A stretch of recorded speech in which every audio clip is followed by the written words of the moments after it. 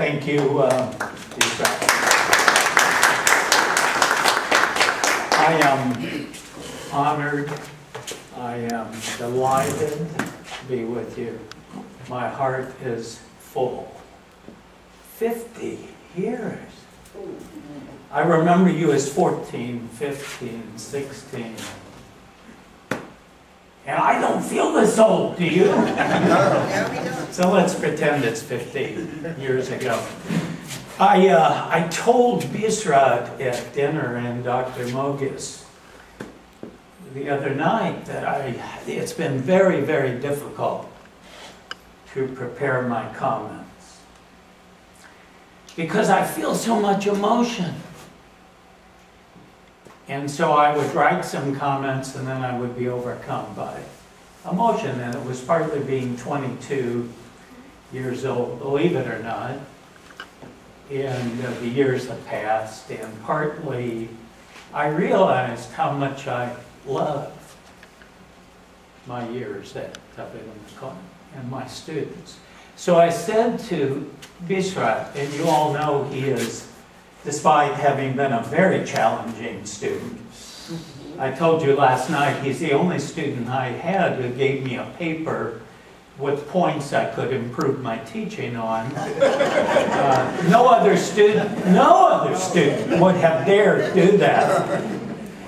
But, you know, he is a very sensitive young man, very sympathetic. So I knew I could share with him my fear. And I said, Bisrat,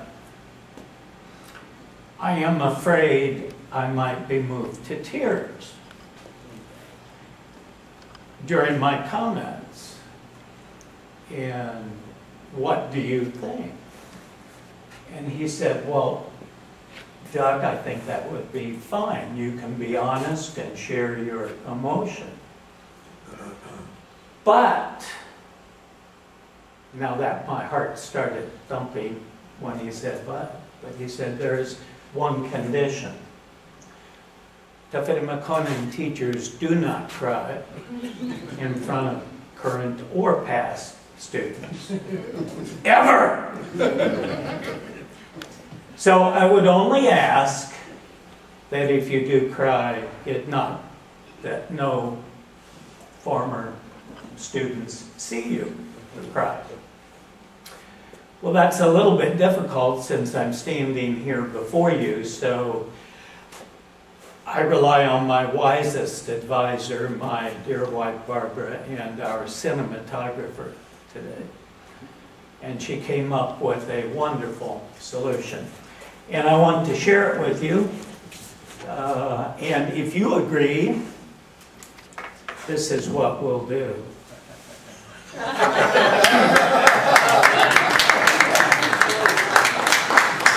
This is a Klilu solution.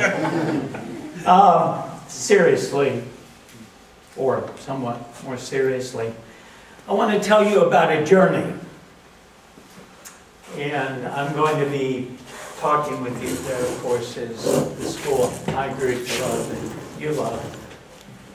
But my journey to Ethiopia, I think, probably began on a cool, lovely day in Washington in, I think, November 25, 1963. I was standing on the street with 4 friends from the University of Illinois, where I did my undergraduate work in Champaign, Urbana. And we had driven all night to be present at the funeral of our hero, John Fitzgerald Kennedy, who had been killed 3 days earlier. And it was a magnificent day. It was very, very strange. You could hear, as they say, a pin drop in Washington. If any of you were there that day, you heard the muffled drums of the military bands, the funeral cadence of America the Beautiful, which is my favorite patriotic hymn, but it was played at a slow tempo. And then leaders from all over the world marched down the street. So I was standing there, 21 years old. We were exhausted. We had driven all night. And suddenly I saw the most amazing sight. And I really do think this is the beginning of my journey. Down the street walked in one line General Charles de Gaulle, President of France, all of 6 feet 5 or 6 inches tall. And then, excuse me, a few positions away, the diminutive emperor, His Imperial Majesty Haile Selassie I of Ethiopia, who must have been, what, 5'5" or something? He was not a huge man. And I thought to myself, he looks as tall as de Gaulle. And this is true. I remember this vividly. Strikingly handsome. Regal. And I said to myself, this is a king, if there ever was one. And then they walked on by. And I'll never forget seeing the emperor that day in Washington. Well, moving forward several months, I was back at Illinois. I'm not supposed to move, Emma, I'm sorry. She's going to give me a real lecture about this. I find it very difficult to. Is this all right if I move? I was back at Illinois. It was my senior year. I was 21 years old, and my future was set. I am a planner. I had been admitted to law school, so the next 3.5 years were firm for me. I knew what I was going to do. So I was walking through the student union at Illinois in December of 1963. When I passed a table, there were a couple people sitting there, and there was a sign that said, "Join the Peace Corps, see the world." Well, because John Kennedy was my great hero, I knew about the Peace Corps, I respected it, I thought it was a great idea, but I was going to law school. So I walked on by, and I walked about 20 feet, and I stopped, my friends. And I said to myself, Doug Eadie, you've done nothing but study for 3.5 years. You haven't seen any of the world. You haven't done anything really important. And you've had no particular adventure in your life. And you are going to law school? And my friends, I turned around and I walked back. And my life changed forever. Law school was forgotten. I stopped at the table, and there was a young woman there. I said, you know, I have no technical skills. I can't do anything with my hands. And some scouts, former scouts, will be. I have to tell you the truth, I barely made it out of Cub Scouts. I couldn't tie knots. So I said, the only thing I think I can do is teach. Do you need any teachers? She said, of course, we need hundreds and hundreds of teachers. We're sending them all over the world. And she said, why don't you come back tonight and take an aptitude test?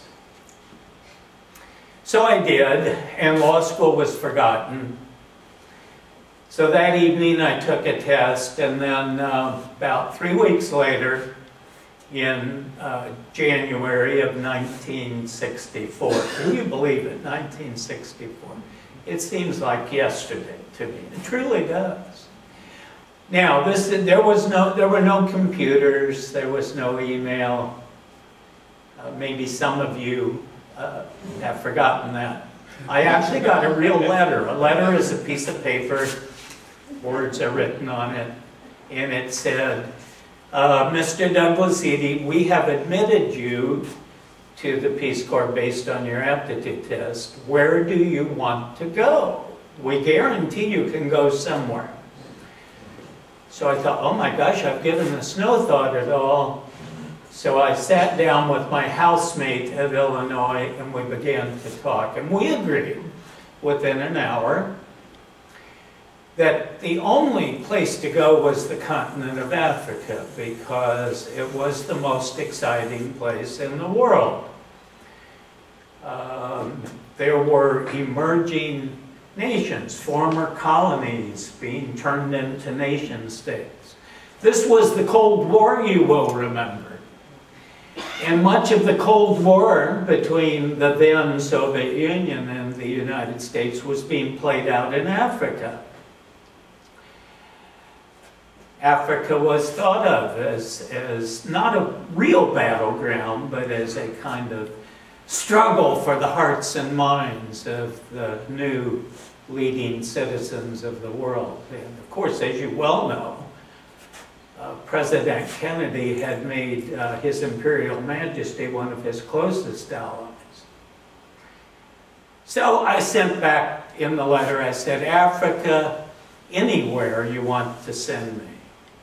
And about 2 weeks later, I received a letter saying I was invited to join the third group of Peace Corps teachers being sent to Ethiopia. And you know what came to my mind immediately? His Imperial Majesty marching down the street in Washington. I thought, oh my gosh. And I just saw him. And the letter said, and I was still 21, not yet 22, you will report to the University of California at Los Angeles in June for your Ethiopia 3 training program to be a teacher. And you will fly to Addis Ababa, if everything goes well, in September of 1964. And that is me at 21, not smiling. You never saw me smile today. You never saw me cry. You may see both today. And let me tell you just a bit about Peace Corps training. I don't want to say a lot, but you were, most of you. Was anyone there from this group as a teacher? Or you were there in UCLA? Utah. Ah, wonderful. Well, we came from everywhere. There were about 323 of us, I think. We were from all over the United States, and for the most part, we were not rich. We had never flown in an airplane. The one thing we had in common, maybe two things. One is we were university graduates. That was a requirement to be a teacher. And number two, I think most of us had a tremendous desire for some kind of service. Now it sounds quaint, but when I was 18 years old and John Kennedy became president, I took very seriously what he said about don't just ask what your country can do for you. So there was kind of a sense of patriotism, I think, in the good sense of that word, not the loud, boisterous sense, but the sense of pride in your country. And just to give you an example, I was typical. I was not rich. I went to a large public school, most of us did, the University of Illinois. I grew up with 6 kids in a cottage in a small farm town. So there were 8 of us in that cottage. And my dad owned a bakery. My mother was a teacher in elementary school, very fine teacher. But my friends, we were not what you would call upper middle class. We were typical. Almost all of us were young. I think 281 of us, of the 323, were 25 or under. The great majority were 22, and we had never worked at any job other than part-time work to help pay for our education. So we were truly inexperienced. In Peace Corps training, then, this was a very Kennedy-esque thing. What we were being trained in, to be, what we were going to be, we were not trained in. There was very little teacher training, and we had no experience in teaching. Now, I'm confessing this. I would never have confessed this to my students at Tafari Makonnen. Very little training in being teachers. And very little training in Amharic, even though Amharic was taught. I think very few Peace Corps people honestly mastered the language. And partly that was because not enough time was spent on it. And the brilliant Professor Wolf Leslau, who a great teacher of Amharic, but he was very formal and very traditional. But we did get a lot of history, a lot of Ethiopia, culture, politics. So we were taught a lot about the country, but I would say generally we were not terribly well prepared to teach. The philosophy of the government then, and this is very John Kennedy. If you ever saw him, I saw him 3 or 4 times. Young, dynamic, self-confident. I admired him so much. But the philosophy was, if you were enthusiastic and university educated and young and energetic, you could do anything. You did not need to be trained. Well, I'm not sure I agree with that, but that was the philosophy. So in August, we went home. We had had 3 months, 12 hours a day, very intensive, a lot of fun. I'll show you a couple pictures from. Now, these are some of our Peace Corps tutors and our language tutors. They look so young and so attractive, and now they would be in their 70s, I would say. The man on the left, the very handsome, tall fellow, Ethiopian, I believe is Luo Belai, who was, is that right? Who was my teacher. Very, very wonderful person. I don't have many pictures, but these were, you know, people I was with. This is one of our breaks. They were long, long, long days.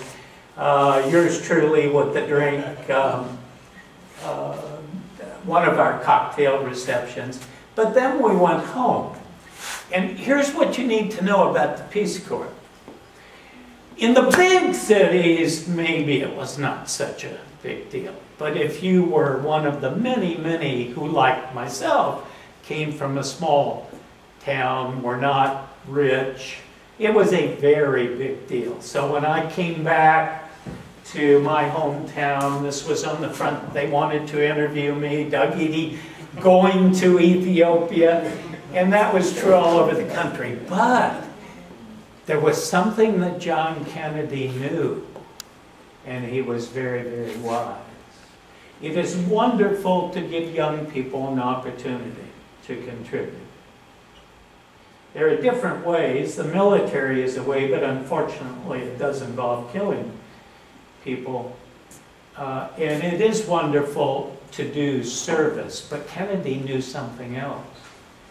Peace Corps people would bring the world back to America. He knew that in small towns, like the one I grew up in, that people would say, oh, Ethiopia. Where exactly is Ethiopia? Ah, Haile Selassie. Many people were veterans of World War II, and they did remember Haile Selassie. It's a magnificent speech at the League of Nations when Italy was invading, either threatening or had invaded already Ethiopia.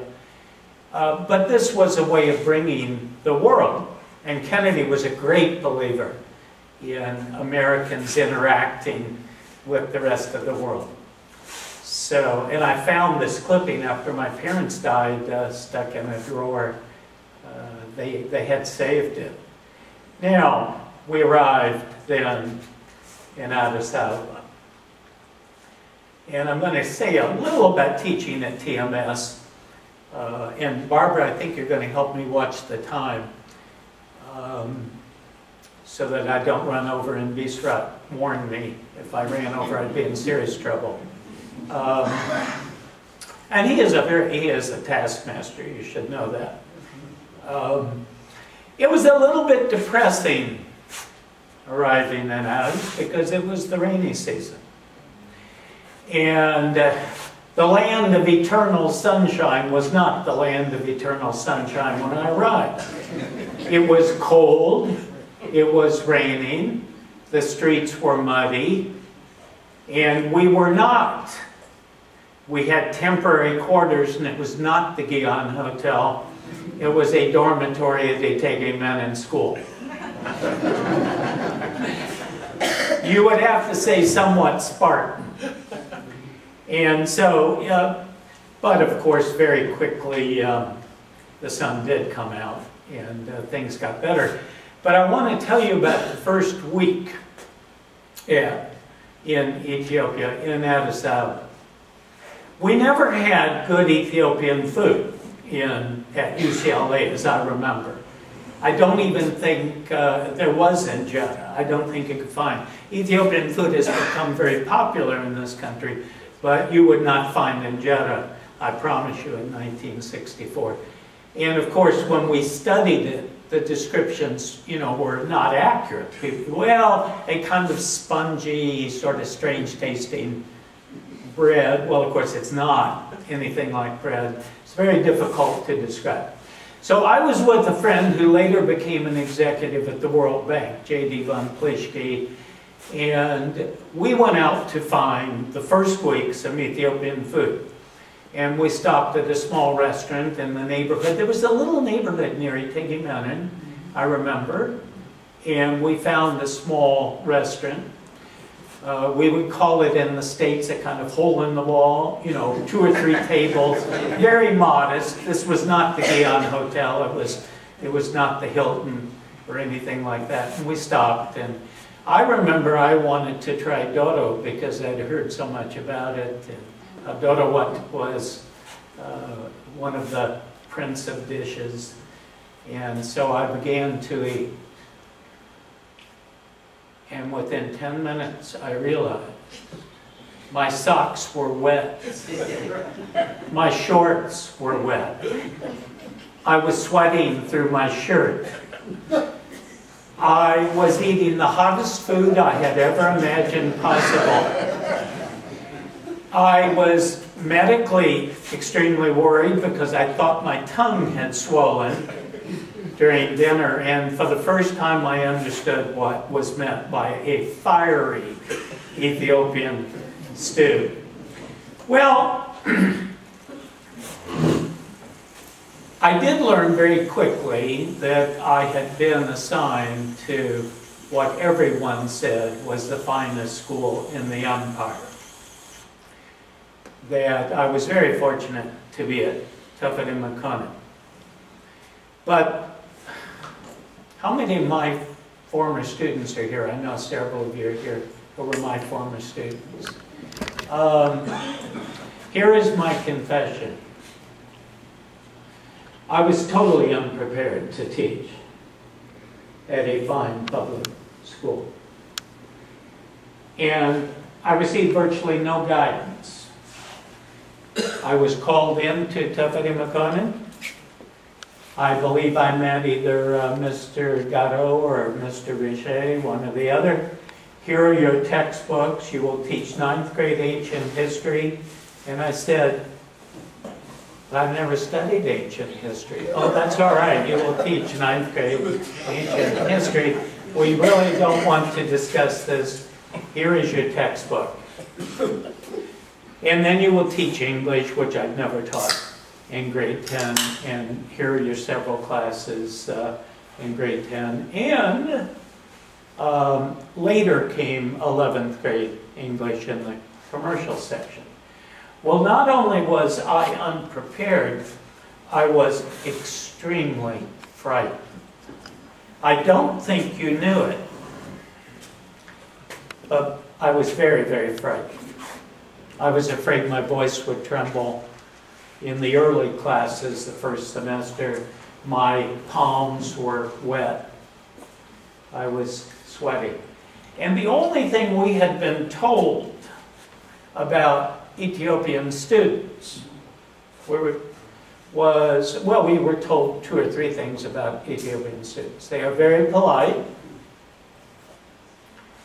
They are very soft-spoken. And if they don't think you're doing a good job of teaching, they just might stand up and walk out of class. And that was not very reassuring, of course, to a new teacher. Now, the interesting thing is, I really think, and I cannot tell you, I have no idea why, but there was something that connected me. I don't know if this may sound kind of mystical and far-fetched. I related instantly to Ethiopian students, and I said to myself, and I think I knew this instinctively, you cannot behave like a friendly young American. No big smile, no open arms, no American hugs. This would definitely get you into trouble. These students, who are very serious students, do expect you to be serious, and they expect you to be in command of what you're doing. And if you aren't really in command, appear to be in command. And one thing I knew as a young man that it was important to appear to know what you were doing, even if you didn't, and appear to be in command. And eventually you would learn it. And I do think, seeing that, and I know this will sound silly, but I do believe, seeing that, being on the street in Washington in November of 1963 and seeing Haile Selassie, this strikingly handsome, majestic man, you forgot that he was short. You thought he was tall. He seemed tall. And he looked so much like a king. I really think I was influenced in terms of my thinking about my students, that they are prideful, they must be treated that way. Now I'm going to share some photos with you quickly, and don't worry, this is not a travel log. And then I want to tell you some stories about teaching, some of which I've written about. But when I came back to the States, and by the way, I don't have time to talk about it, but in '67, it was traumatic to leave Ethiopia for me. I felt like I had to go back to begin my life, to go to graduate school. I missed my students tremendously. And it took many, many months. Even not having the smell of burning eucalyptus was a tremendous problem. Not having injera. I missed everything about it. But I came back with a folder of photos. Not many, but a folder. And it turned out to be very important. And I carried that photo for those photos in a little folder for 50 years, from Addis Ababa to Cleveland to Chicago, back to Cleveland, to Pennsylvania, to Columbus, Ohio, to Portland, Oregon, back to Cleveland, to Dallas, Texas, and now Barbara and I are in Tampa Bay. And so I've had these photos a long time, and I just want to show you a few of them quickly. And I think, oh, that's the first day of class. Now you can't tell me I look scared. Or, no, I think I look pretty in command. So I was scared to death. But a friend of mine took that photo outside of class the first day Tafari Makonnen when I was 22. I don't remember what 10th grade class it was, but a friend of mine took these photos. Do you remember which? Yeah, it's actually Gideon. That's Gideon. Ah, yes! In the front, next to you. Gideon Asphalt. Some of you can probably see yourself. Gideon Asphalt. Yeah, right there. Next to you. And you'll notice the young man on the right is not smiling and is looking, no big smile, no American smile yet. That came later. By this time I was beginning to enjoy my students more than I did at first. This is another 10th grade class of mine. These are the, and you know, an interesting thing, do you see any of yourselves there? This, I enjoyed the 10th grade immensely. My 11th grade class. Yeah, Keynote is in this photo. Which one is she? The one with the headdress. Yes, right here. The middle. Right here. Oh, the middle one. The future. I'll tell you a story about her later. Of course, I didn't know she would become the first woman to be a minister in the national government of Ethiopia and later an ambassador. But that was my 11th grade class. I've showed pictures. I've shared these with American friends. Now, when I would share this with American friends, they would say, well, no Americans stand up in class and recite. So every American would comment on that. But they would say, oh, what a modest classroom. It looks very rough. This is not a fancy, expensive Bethesda, Maryland classroom or, God forbid, Scarsdale, New York classroom. And I would say, well, let me tell you, the school I taught at would compare to any of the finest schools in the United States. Not a fancy school, could not afford fancy quarters, but these students studied tremendously hard, and a lot of good things happened in what looks like a rough classroom. Another 10th grade class, I looking, of course, very serious there. And I think, yes. So this, just a couple scenes, and these photos, by the way, are available on the website entwinelives.com, and I'll tell you a bit about how that came about. And now I want to share a couple stories. Now I've written about these, but these are things that have appeared that have stayed in my mind vividly for years. They were highlights of my teaching experience. And the first one happened, and this is the next section, but I'm stopping here. Maybe I should turn back and leave the screen blank for a second. The first one was an ordeal by fire. And I'm not sure I remember what class it was, but it was 10th grade English. And when I appeared at Tafari Makonnen for the first time, I was handed a textbook for 10th grade English, which was a 19th century Victorian literature. 19th century British literature. And I'd never taught English. I loved English, and I love English literature too. I still do. So I started teaching, because that's all I knew. Read this, we will talk about it, write an essay, and then I will ask you questions in class. And it was not working. The results, the copybook results, were actually pretty dismal. The essays were filled with errors in English. Students were growing frustrated. This was very early in my teaching experience. And I had no guidance. There literally was no orientation, no guidance about how to teach. I didn't know what to ask. But all I knew is I was failing. And I began to lie awake at night, night after night after night. And one night, an epiphany came to me. Return the books to the storeroom.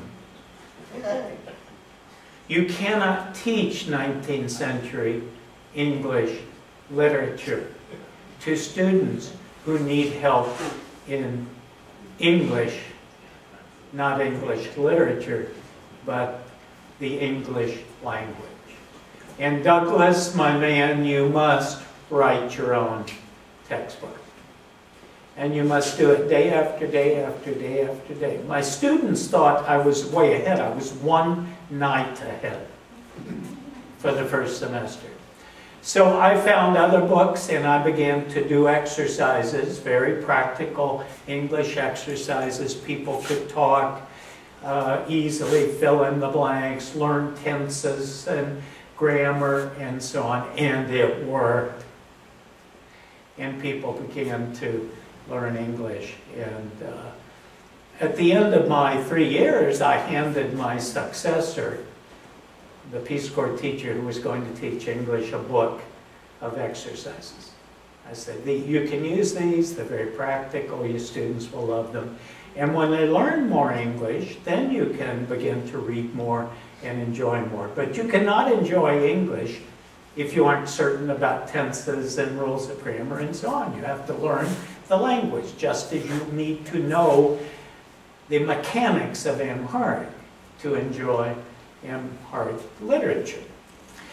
My second memory, very busy, and now that was a turning point for me because it was liberation. I realized I was not bound to a textbook, that I had to do it myself, and that's what learning was about. The second crisis was more of a moral and cultural crisis.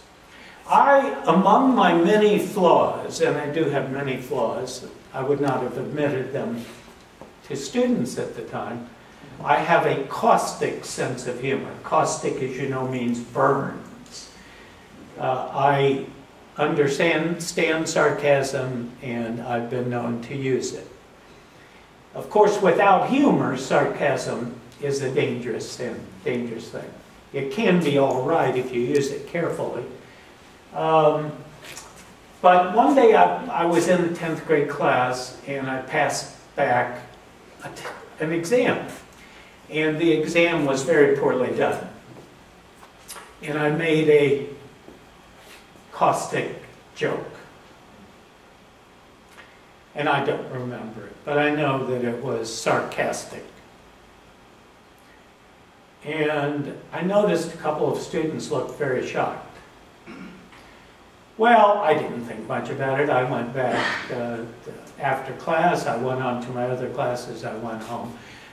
The next day I walked. Well, I don't know if any of you are here from that classroom, but believe me, this was an ordeal. The next day I walked in. Good morning. There was no good morning. Students did not stand up. Whoa, my heart began to thump. This is it. This is when they finally pick you up and throw you out of the classroom. So I stood there, dry mouth, thumping heart. And the prefect stood up. I forget who the prefect was. Mr. Eadie, we had a meeting and we believe you insulted us. We are asking you for an apology. Whoa. So I didn't know what the rules were. Do you apologize to these students? Dare you apologize? And fortunately, instinct carried me through again. I thought, well, you know, I said to myself, now I was standing there, I said, you know what you love about these students is they're so proud. You don't want to teach students who aren't proud. The pride makes them very attractive. The seriousness makes them very attractive. And you did insult them, because they're very proud. Now, some students you couldn't insult, and you don't want those students. So I said, well, you are right. I apologize. Everyone stood up. I said, good morning, good morning. We had our silent prayer. Everyone sat down, and the rest of the semester went beautifully. And it taught me a wonderful lesson, though. You cannot ask for respect without giving respect. It's not one way. It must work both ways. As a teacher, you must respect students. You cannot ask for respect if you don't. And an insult is an insult and must be apologized for, period. Well, that was very frightening. It ended all right because, once again, I knew, I think, enough to, at that point, appreciate my students. But the final story I want to tell, some of you know, and this is a story that's so true and I love it, and I don't know how it happened.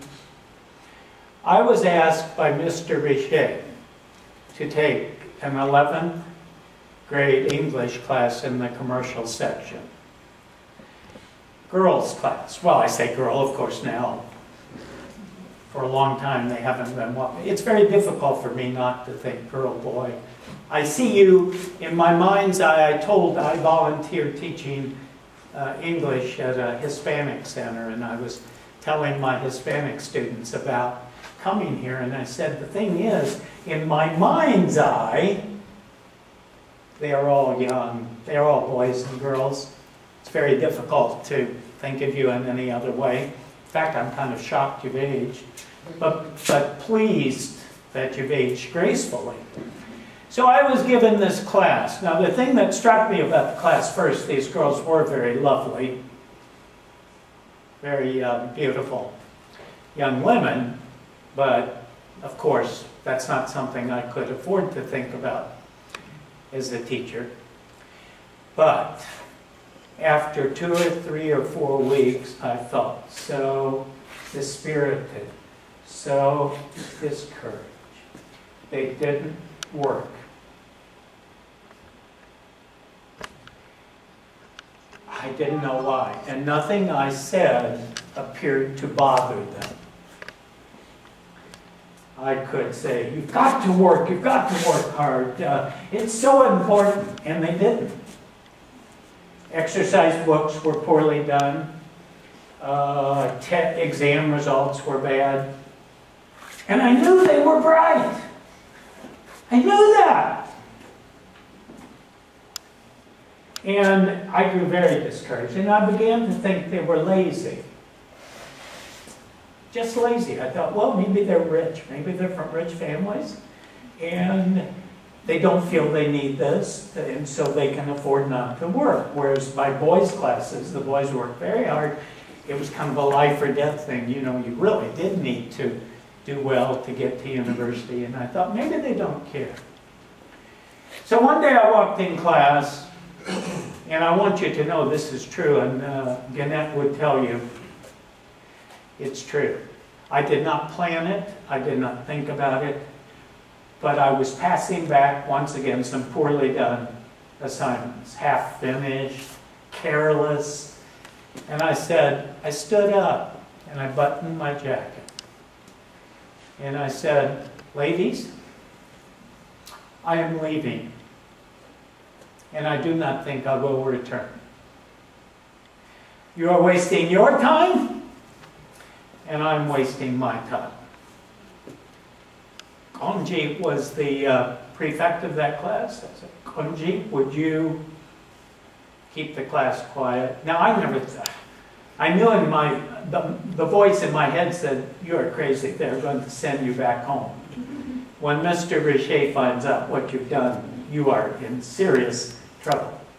But I was kind of courageous at 20, I guess 23 at that point. And I walked out. I packed up my briefcase, I walked out.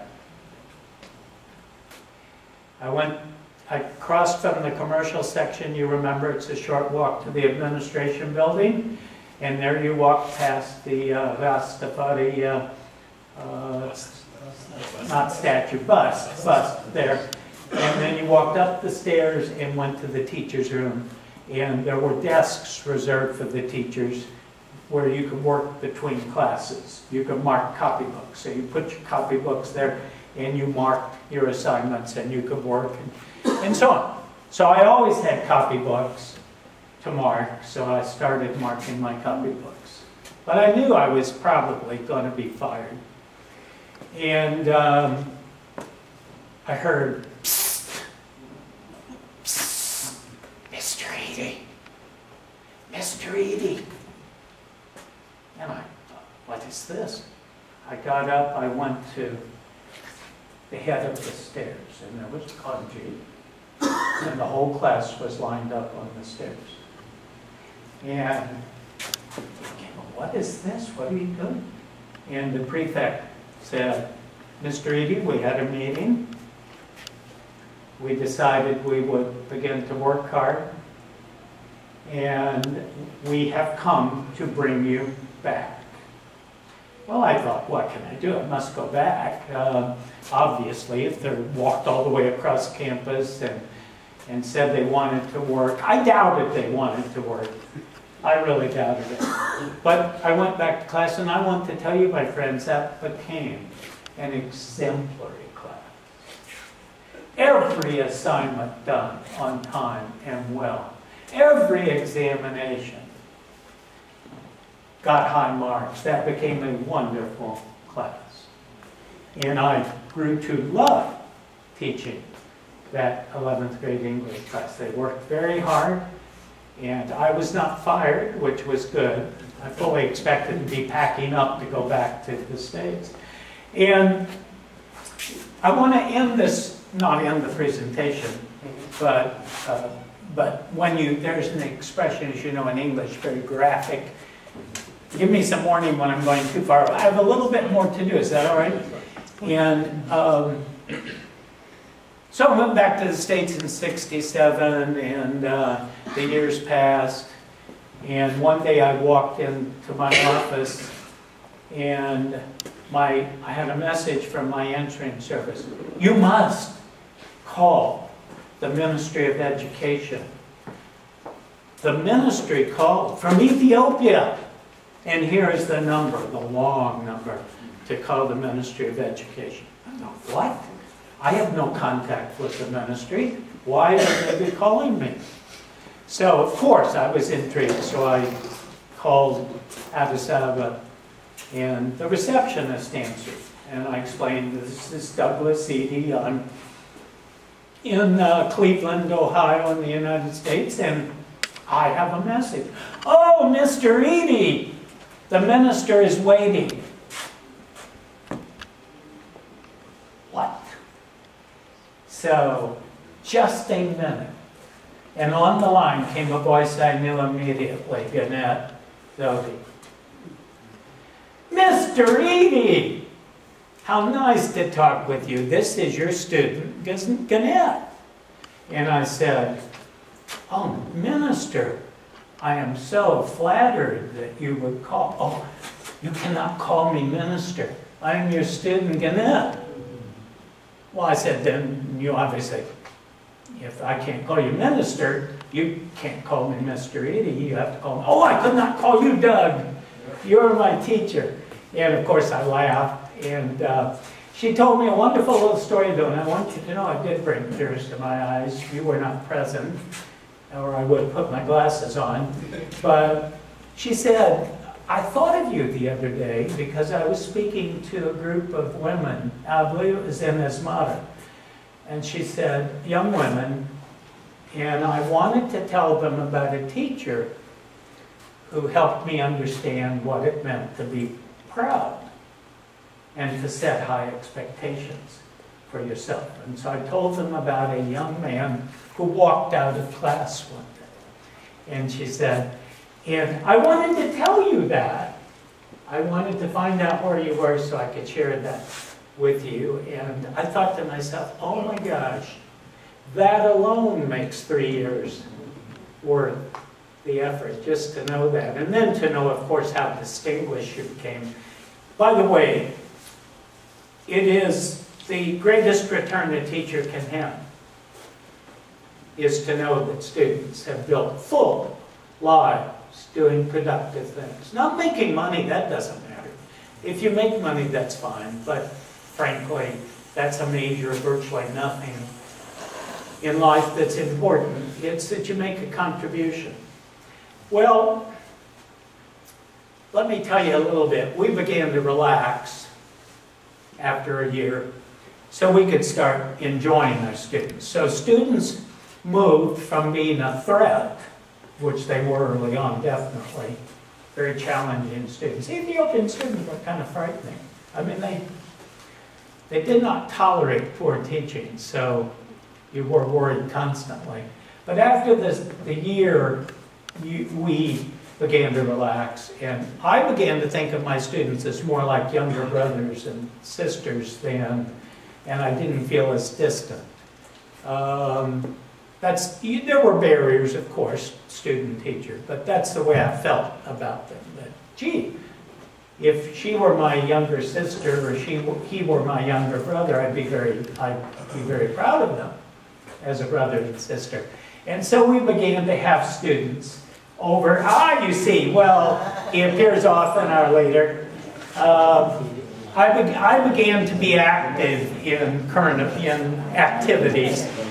I was the American Field Service Advisor at Tafari Makonnen for a couple of years, and these are my American Field Service students, and I'm sure you recognize at least our leader in that photo. This is Gideon, isn't it? Gideon? Yes, Gideon. Gideon Asphalt. Yeah, Gideon Asphalt.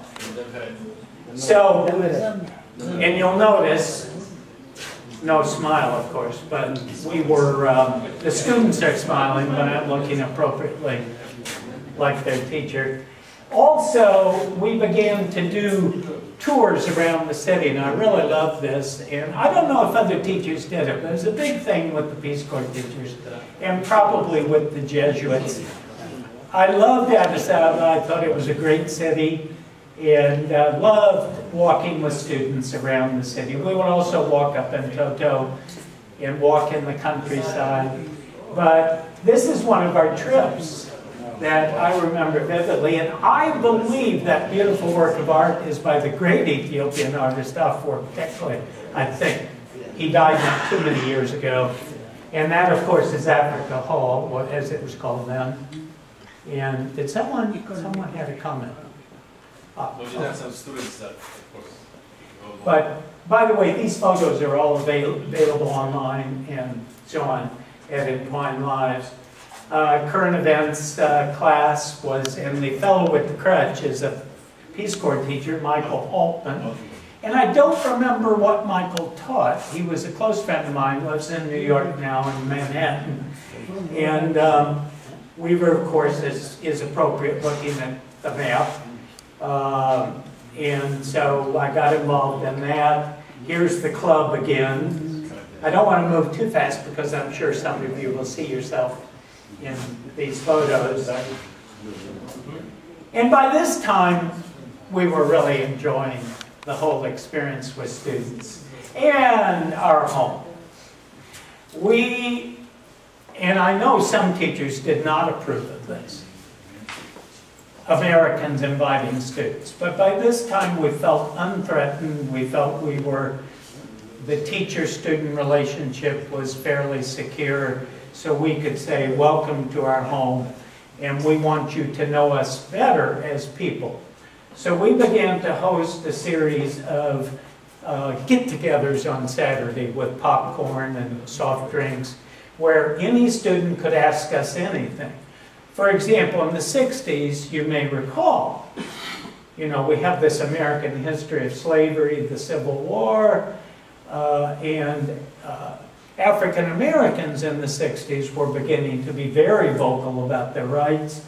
The Reverend Dr. King had become a leader, and my students wanted to ask us about the United States. How can you be a democracy and treat people like this. And we tried to be very honest because there was no point in defending something evil. All you can do is maybe try to explain a bit about it, but not defend it. And we tried not to defend anything that was indefensible. And so we enjoyed those get-togethers a lot. Here's another one with popcorn and movies. Another one. Oh, and I would, you see Baba Abraham there in the back. He was going to be here today.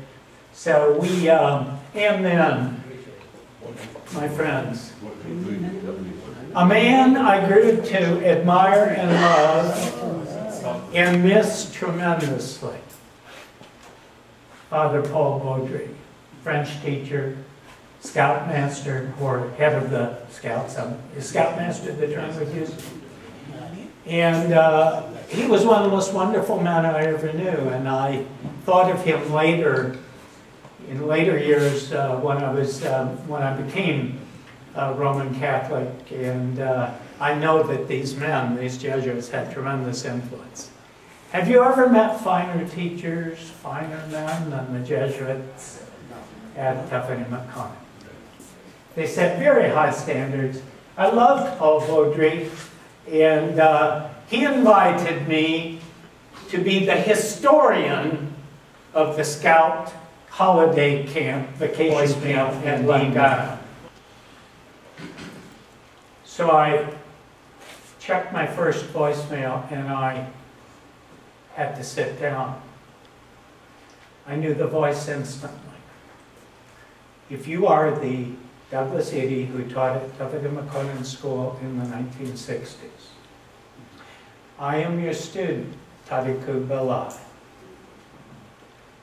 Would you please call this number? I can't tell you.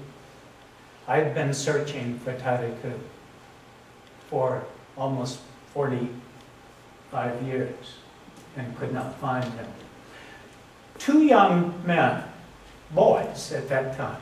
Peace Corps teachers took students in to live with them. It was frowned upon in many places by many teachers. The Jesuits thought it was fine. And by the way, any students we took were recommended by the Jesuits. They thought it was a good idea. If someone needed a home, an allowance for food, then great. If it violated a rule of being distant, all right. The Jesuits have always been very flexible people. And two boys I grew to love, like little brothers. And they were both lost. One was Tariku Balai. The other was Eadie, the one that laughed. They were very, very dear to us. And this is at home. Here's Tariku, here's Testigiragus. This would have been about 1966. And in front of our fireplace. We lived in a home across the street from Ethiopia Makonnen School. And so short walk from Tafari Makonnen. Who are the other two Peace Corps? The one on the left, good friend, Randy Sword, became a doctor. He retired recently. He lives in Santa Fe, New Mexico. The one on the right is David Carroll. David became an attorney and retired fairly recently, and he lives in Falls Church. I was hoping he could be with us. I have a photo of us at home, Testigiragus. You can see, very handsome young man, and it was just they were both just so close to us. It was like a family. Once again, I wish I were smiling in that photo. Testigiragus eventually did graduate from Haile Selassie, the first university. But when I returned, we stayed in touch. And then a darkness fell over the country. Unimaginable to me. The thought of the emperor, well, we knew he would eventually end his reign. We did not expect to see him imprisoned and murdered. We did not expect to see anyone. We worried about the country, but Mengistu Haile Mariam would not have been in our worst nightmare. And communication with Ethiopia was cut off. And we began to worry that we should not write to students, that we could endanger their lives if we wrote to them in Ethiopia. I could not find these two young men, ever. Now you cannot, I do a lot of work in Washington, you cannot come to Washington without meeting 15 Ethiopians everywhere. And so I would always say, have you by any chance, do you know Tafari Makonnen School? Well, everyone knows Tafari Makonnen School, even now. And I would say, did you ever meet? No, no one had ever, I ever talked with, knew where they were. So my friends, I became very sad, and I began to think that they were dead. Now, Tariq had told me his story, you know, Hadar Military Academy, which made him a wanted man, you had better believe, under the dirt. He was in prison. He came close to being executed. He escaped. He told me his photo was all over Addis as a wanted person. If you've seen this man, he went to Sudan. He made his way to Sudan. And when I called him in 2009, he was teaching in Minneapolis, St. Paul. But he said, I have no idea what Tafari is. I've not heard from him. I cannot tell you. And that made me so sad. Well, I got a speaking engagement to speak to superintendents of schools in Minneapolis. I do a lot of workshops and speaking. And so I called Tariq and I said, wonderful, I'm coming to Minneapolis. Let's spend the whole day together. I'll come in a day early, and let's really, really get reacquainted with each other. We'll spend the day, we'll have a wonderful time. And so I made the arrangements. And we both said how sad it is Tafari cannot know this. Well, my friends, this is true. The day before I was to fly to Minneapolis, Tariq called me. And he said, I have found him. He's married to Alumni. He has his own home. He's retired now. Lives in Addis Ababa. 2 children. Resabo. Not now. Here is his phone number. I can hardly talk about it now. I could violate the rule. Where are my glasses? I thought, this is a miracle. First Tariq, now Tafari. Of course I called immediately. And he answered the phone. And of course you don't forget the voice of someone you know well. Voices you always remember. Always. More than faces, you remember voices. And so I knew immediately it was him. Hello! And this is Douglas Eadie. Silent. Said, I cannot talk. This is a miracle. I said, I can't talk either. We both had to sit down for a minute. I said, it is a miracle. And so we talked a long time. We began to talk frequently. We correspond. He has email. And so on. So, scroll forward just a bit. I'm almost done. Please forgive me. Almost done. 2011. So I've not seen Tafari, I've seen Tariq. And I'm coming to Washington for the 50th anniversary of the Peace Corps. And I got a call from Garber Davidson. Remember Mr. Davidson, the history teacher in the 10th and I believe 11th grades. He was my roommate at UCLA in Peace Corps training, and we lived together our first year before he married. He said, Doug, I want to see you at lunch when the Ethiopia 3 group, our group that I'm a member of, Peace Corps group, when we have lunch, and I'm bringing a friend. You might remember. His name is Ababa Abraham. He goes by Abe now in business. I said, I'm not sure I can believe this. Because when I left Ethiopia in 1967, only 2 students gave me photos. And each of those students wrote something very, very nice on the back. And I said, do you know, I am almost positive in that famous folder that I've been carrying all over the United States, there is a photo of Abraham with a beautiful passage he wrote. I think it's the same person. So I ran to the room where my files are. I got my folder out, and there he was. I could not believe it. That is his photo from 1966. He was a very good student. He appears in one of the at-home get-togethers we have. He's in the corner.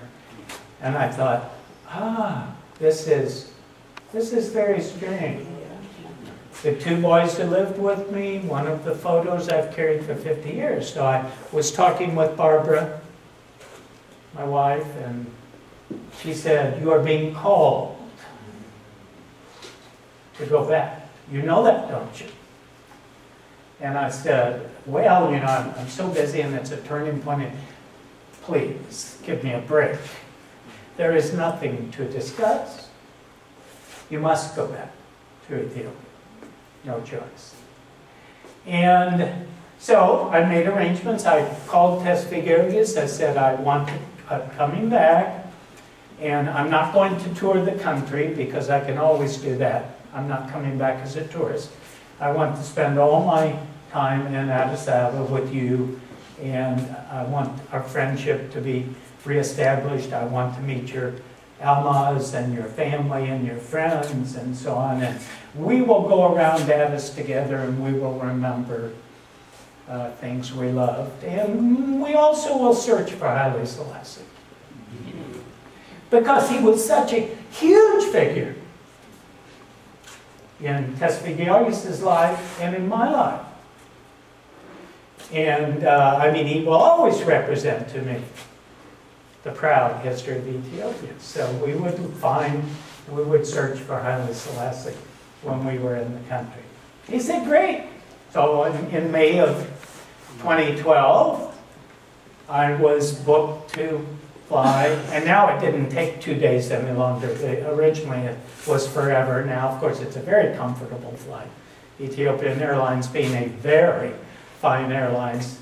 And the day before I was to go to Ethiopia, believe it or not, Tafari emailed me that he had met someone who knew me. He was not a Tafari Makonnen graduate, but he'd been a student, and his name was Berhane Mogesa.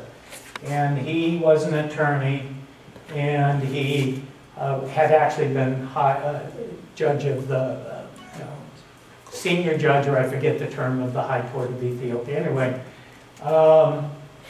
he says he knows you, and he would love to see you at the airport. Would that be all right? And also, he would like to drive us around for all the time you're there. He'd take time off work. Well, here's the thing. I thought, he's the second student who gave me a photo. And I thought, this is impossible. If there was any doubt about going back to Ethiopia, how could there be a doubt? And I went to that famous folder, and I opened it up, and there was a picture of Berhane at 17 or 16 years old with a beautiful inscription, may our paths cross again in life, may God grant you a good life. A very, very beautiful little thing he had given me. And I thought, oh my gosh, this will be a wonderful reunion. I'm going to close quickly here. Just show you, don't worry, I'm not going to give you 15 slides on Addis Ababa, but Berhane is on the left and Tespik Georgis on the right.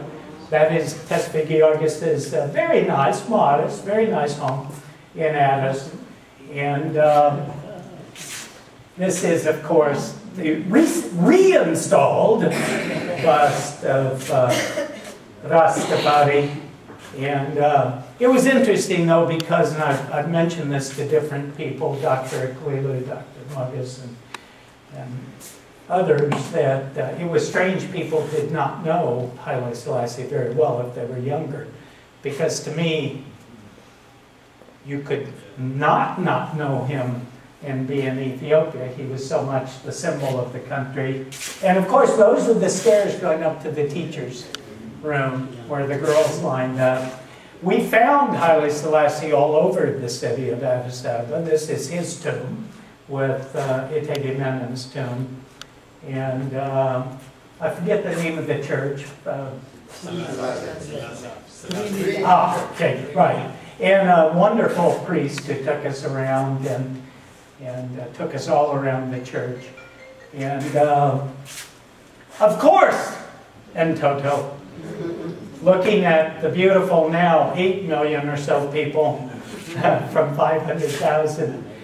The same wonderful view, and when you got outside, and that's Tespik Georgis and I, we felt about 2/3 of the way up that our lives might end prematurely. It was one thing at 23, but it was another thing at our more advanced age to climb that mountain. But it began, of course, when you leave Addis, which is a huge metropolis, but you see some of the familiar, in the countryside, familiar aspects of Ethiopia, so that was wonderful. And the food. I gained 15 pounds because Ethiopians are very hospitable people, very gracious. I had a feast every day, in Jeddah every day, and twice a day, and always a feast, always very special, not just a meal, but a feast. And then I hosted the last dinner. And I can't remember, this was actually a very fine supper club with wonderful music and good food. And this is Berhane Almaz, Tespik Georgis' wife, Tespik Georgis, myself, and his friend, Tekle Mikkel, if I recall correctly, having a wonderful evening, a lot to drink, and a lot to eat. And now, my friends, I want to close with something I found. You'll be happy to know lunch is in your future. One of the things I carried for 50 years is the Tafari Makonnen School. And this is from 1967. And I've had this with me. You have an article in it. And I've had this with me for all these years. And I found this, what I think is beautiful statement. This is the message of the director of Tafari Makonnen School, explaining the philosophy of the Jesuits and of Tafari Makonnen. And to me, it's one of the most beautiful philosophical statements about education I've ever seen. Your intelligence may be in your hands and in your fingers, in your memories or in your imagination, in your powers of abstraction, or in your powers of concentration, in your quick minds or your logical powers of reasoning, in your hearts and intuition, or in your sharp analysis of facts, in a scholarly life spent within the four walls of a library, or in an active life with a boundless horizon as a limit. You may have one or many of these traits, but if you don't live and think for others, and in terms of others, if you don't use your gifts to make others happy, if you always set yourselves as the norms of all things, if you think you have everything to give but nothing to receive, to me, you will never be able to claim that you are intelligent persons. Isn't that beautiful? And I think that I think that really does capture the spirit of Tafari Makonnen School, a school I revere in memory and love. And I want to thank you for allowing me to share this brief time with you, and hope to attend another General Assembly someday, but don't worry, you won't hear me talk for another hour. But thank you very much.